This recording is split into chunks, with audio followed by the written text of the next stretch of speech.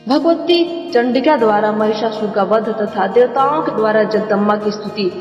महिषासुर कहता है, मंदोदरी की एक छोटी बहन थी। उस सुंदरी कन्या का नाम इंदुमती था। जब वो सौभाग्यवती कन्या विवाह की योग्य हो गई, तब राजा चंद्रसेन ने उसके लिए स्वयंवर रचा। उस सभा मंडप में देश देशांतर के राजा उपस्थित थे। इंदुमती ने किसी एक शक्ति संपन्न राजा के गले में हार डाल दिया। वह नरेश बड़ा ही सुंदर, कुलीन एवं सुशील था तथा संपूर्ण शुभ लक्षणों से युक्त था। उसी समय मंदोदरी पर काम के बाण असर कर गए। वह आतुर हो उठी।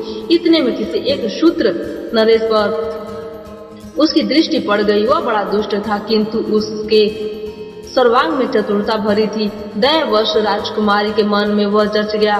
तब सुंदरी मंदोदरी ने अपने पिता से कहलवाया, पिताजी, आप मेरा भी विवाह कर दीजिए। आज इस स्वयंवर के अवसर पर मध्य देश के राजा को देखकर मुझे ऐसी इच्छा उत्पन्न हो गई है। पुत्र की इस बात को सुनकर राजा चंद्रसेन मन ही मन हंसे और उस कार्य की व्यवस्था में लग गए। मध्य देश के राजा चारों देशों को घर पर बुलाया और वैवाहिक विधि संपन्न करके अपनी कन्या मंदोदरी उसे सौंप दी। दहेज में बहुत सा सामान दिया। चारों देश भी उस सुंदरी कन्या को पाकर अत्यंत हर्षित हो अपने घर चला गया। रानी सहित राजा चंद्रसेन से मन की जलन भी शांत हो गई। चारों देश राजाओं में भी सुप्रसिद्ध था। कामनी मंदोदरी के साथ बहुत दिनों तक उसने आनंद किया, पर वह दुष्ट चरित्र था। उसके अति निंदनीय आचरण मंदोदरी ने स्वयं देख लिए। तब तो उसका मन खेद से भर गया। उसने सोचा, पूर्व काल के स्वयंवर के अवसर पर जब इस शठ नरेश को मैंने देखा था, तब इसके स्वभाव से मैं अनभिज्ञ थी। मैंने मोह के कारण यह बड़ा अनर्थ कर डाला। इस धूर्त नरेश ने मुझे ठग लिया। अब मैं क्या करूं कि वह संताप ही मेरे हाथ लगा। यह चारों देश अत्यंत निर्लज, निर्दयी और धूर्त है। ऐसे पति के प्रति प्रेम कैसे ठहर सकता है। आज मेरे इस जीवन को धिक्कार है। आज तक सांसारिक सुख से मैं विरक्त थी। मुझे जो नहीं करना चाहिए था वही कार्य मैंने कर डाला। उसी के परिणाम स्वरूप मुझे यह दुख भोगना पड़ रहा है। अब यदि मैं प्राण त्याग देती हूँ तो यह बड़ी दुस्सह आत्महत्या हो जाएगी। तत्काल पिता के घर चली जाऊं तो वहां भी सुख मिलना असंभव है, क्योंकि सखियों के लिए मैं उपहास की सामग्री बन जाऊंगी। इसमें कोई संशय नहीं है। इतने विरक्त होकर यहीं रहना मेरे लिए परम कर्तव्य है। समय बलवान है, उसके प्रभाव से पुनः काम संबंधी सुख का परित्याग आवश्यक हो गया है। महिषासुर कहता रहा। इस प्रकार सोच समझ कर नारी मंदोदरी दुराचारी पति के घर पर रह गई। उसका प्रत्येक क्षण शोक और संताप से व्यतीत होने लगा। संसारिक सुख उसके लिए नहीं के बराबर हो गया। इतमें कल्याणी, तुम भी इस समय मुझ नरेश का अनादर करके फिर कामातुर होकर किसी मूर्ख निंद पुरुष की सेवा में रहना चाहती हो। तुम मेरी सच्ची बात मान लो। स्त्रियों के लिए यह परम हितकारक है। यदि तुम ऐसा नहीं करती हो तो मैं तुम्हें अपार शोक का सामना करना पड़ेगा, इसमें कोई संदेह नहीं है। देवी ने कहा, अरे मूर्ख, तू अब पता भाग जा अथवा मुझसे युद्ध कर। तुझे मारने के पश्चात संपूर्ण असुरों का वध करके मैं सुख पूर्वक यहाँ से जाऊंगी। दानव जब संत पुरुषों का कष्ट पहुँचता है, तब तक उनकी रक्षा के लिए मैं देह धारण करके प्रकट होती हूँ। दैत्य, तू निश्चय समझ, मैं अरूपा और अजन्मा हूँ, फिर भी देवताओं की रक्षा करने के लिए रूप और जन्म धारण करना स्वीकार कर लेती हूँ। महिषासुर, मेरी वाणी अमोघ है, तू इस पर ध्यान दे। देवताओं की प्रार्थना करने पर तुझे मारने के लिए मैं प्रकट हुई हूँ। तुझे मारने के पश्चात मैं पुनः अंतर ध्यान हो जाऊंगी। ऐसे तू युद्ध कर अथवा तुरंत पाताल में जहाँ असुर निवास करते हैं चला जा। अब मैं तुझे मार ही डालना चाहती हूँ। मैं ये बिल्कुल सच्ची बात कर रही हूँ। व्यास जी कहते हैं, भगवती जगदम्बा के यूं कहने पर महिषासुर हाथ में धनुष लेकर युद्ध करने की अभिलाषा से सम्रांगण में उपस्थित हो गया। उसने तीक्ष्ण नोक वाले बाणों को कान तक खींचकर तुरंत चलाना आरंभ कर दिया। देवी ने कुपित होकर अपने तीक्ष्ण बाणों से महिषासुर के बाण काट दिए। तदंतर भगवती जगदम्बा और महिषासुर में परस्पर अत्यंत भयंकर युद्ध आरंभ हो गया। देवता और दानव दोनों परस्पर विजय के लिए लालायित थे। इतने में दुर्धर आधम का और देवी को लक्ष्य करके तीखे बाण चलाने लगा। उसके वे भयंकर बाण विष विष में बुझाए गए थे। तब भगवती की क्रोधाग्नि धधक उठी। उन्होंने चमकीले बाणों से दुर्धर पर आघात पहुंचाया, जिससे तुरंत उस दानव के प्राण पखेरु उड़ गए और पर्वत शिखर की भांति वो जमीन पर गिर पड़ा। दुर्धर की मृत्यु देखकर उत्तम अस्त्रों का जानकार त्रिनेत्र आया। उसने 7 बाणों से जगदम्बा पर आघात किया। अभी बाण उन पर आ भी नहीं सके थे कि भगवती जगदम्बा ने अपने तीखे बाणों से उन्हें काट डाला। साथ ही त्रिशूल से त्रिनेत्र की धज्जियां उड़ा दी। त्रिनेत्र इस लोक से चल बसा, यह देखकर तुरंत अंधक आ पहुंचा।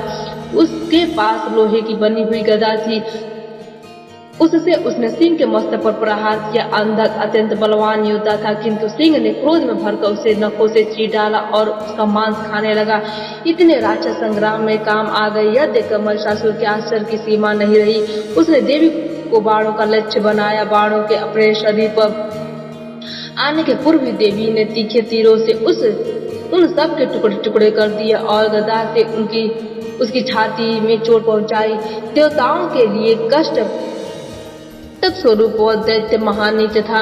गदा की चोट लगने से उसे मूर्छा आ गई। फिर पीड़ा सहन करके वह तुरंत युद्ध भूमि में आ पहुंचा। उसने अपनी गदा सिंह के मस्तक पर चला दी। अब तो सिंह को असीम क्रोध आ गया, अतः अपने नखों से उस महान दानव को फाड़ डालने में वह तत्पर हो गया। तब महिषासुर भी पुरुष की आकृति त्याग कर सिंह बन गया और उसने देवी के मत वाले सिंह को नखों से चीरने की चेष्टा आरंभ कर दी। महिषासुर सिंह बन गया, यह देखकर देवी क्रोध से कंपमा उठी। अनेकों तीखे तीर देवी के पास थे, जो ऐसे संघातिक थे मानो विष्ट सर्प हो। वे महिषासुर पर उन बाणों की वर्षा करने लगी। तब वह दानव सिंह का वेश त्याग कर गंड स्थल से मद चूरने वाला हाथी बन गया। फिर मनुष्य बनकर उसने हाथ में पर्वत का शिखर उठा लिया और उसे भगवती चंडिका पर फेंकने लगा। जगदम्बा ने अपने चमकीले बाणों से आते ही पर्वत शिखर को तिल तिल काट दिया और ठठाकर हंसने लगी। जब सिंह उछला और पुनः गजराज बने हुए महिषासुर के मस्तक पर विराजमान होकर अपने नखों से उसे फाड़ने लगा। इतने में महिषासुर हाथी का रूप त्याग कर अत्यंत बलवान एवं भयंकर सर्प बन गया। कुपित होकर देवी ने सिंह को मारने के लिए प्रयास करने लगा। उस दानव को सर्प वेशधारी देखकर देवी क्रोध में भर गई। उन्होंने झट तलवार से उसके मस्तक पर आघात किया। उस दानव ने भी देवी पर चोट की। अब दोनों में अत्यंत भयंकर युद्ध होने लगा। उसने पुनः भैंसे की आकृति धारण कर ली और सींगों से देवी को मारने लगा। उसका वह रूप बड़ा भयानक एवं विकराल था। उसके पूंछ घुमाने और सींग झाड़ने से देवी को चोट लगने लगी।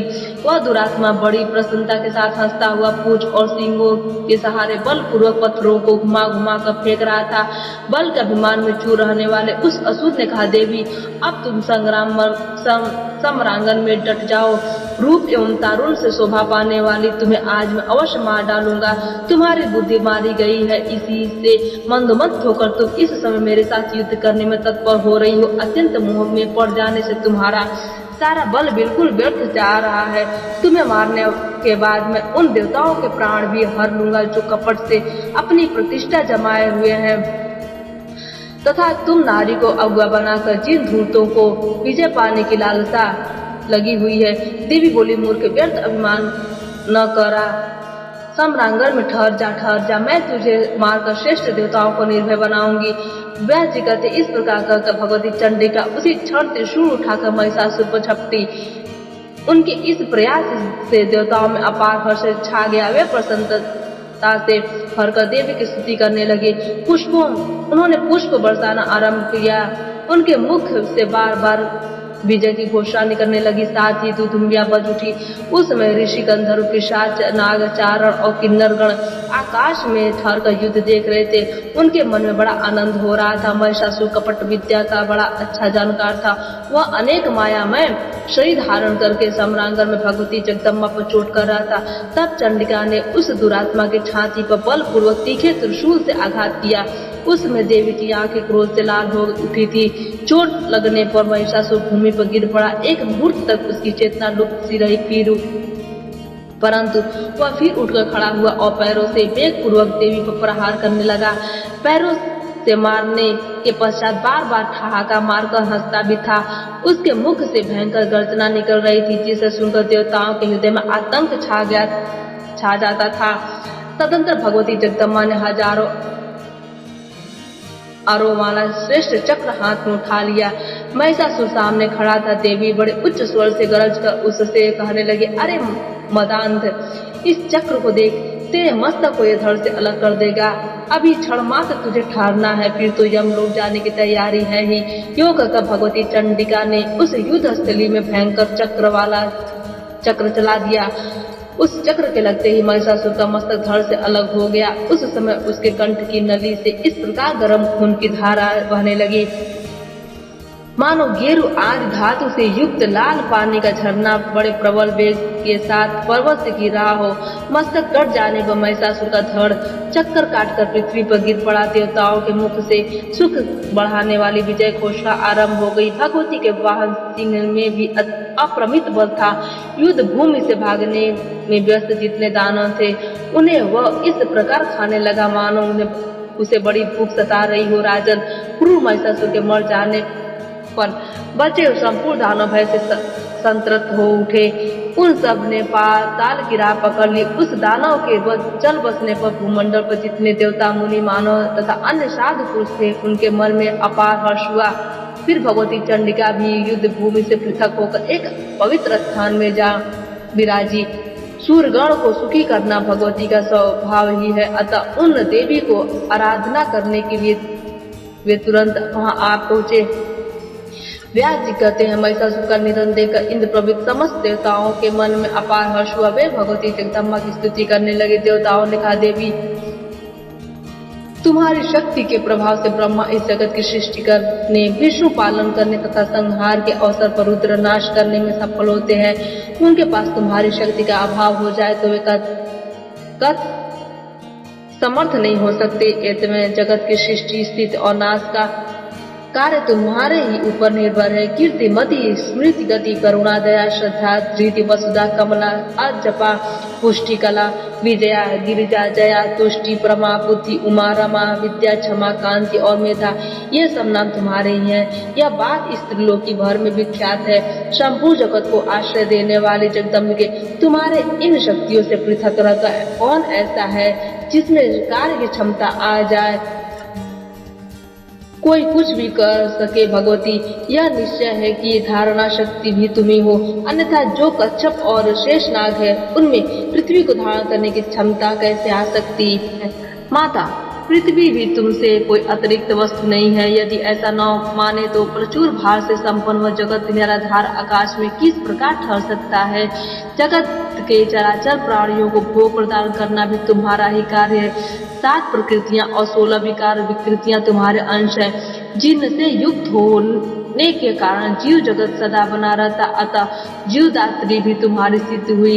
इसी से तुम अपने निज जन देवताओं का जिस प्रकार पालन करती हो, वैसे ही दूसरों का भी पालन पोषण करती रहो। माता, बगीचों में जीवदात्री भी तुम्हें सिद्ध हुई। इसी से तुम अपने निज जन देवताओं का जिस प्रकार पालन करती हो, वैसे ही दूसरों का भी पालन पोषण करती रहो। माता, बगीचों में विनोद के लिए बहुत से वृक्ष लगाए जाते हैं, बहुत से फल की संभावना ही नहीं होती तथा बहुतेरे वृक्ष कटु होते हैं और पत्तों से भी रहित होते हैं, परंतु कुशल पुरुष उन अपने लगाए हुए वृक्षों को काटने में तत्पर नहीं होते। इसी से तुम देवताओं से भिन्न जो दैत्य हैं, उनकी रक्षा के लिए भी व्यस्त रहती हो। देवी, तुम सदा करुणा रस से ओतप्रोत रहती हो। स्वर्ग में रहने वाली देवांगनाओं के साथ विलास करने के लिए इच्छुक शत्रुओं को सम्रांगन में तुम जो बाणों द्वारा नष्ट करती हो, इस तुम्हारे अद्भुत कार्य में उन देवी स्त्रियों का मनोवत भी प्रयोजन है। जननी, बड़ी विलक्षण बात तो यह है कि उन प्रसिद्ध दानवों का संहार तुम्हारे संकल्प मात्र से ही नहीं हो गया।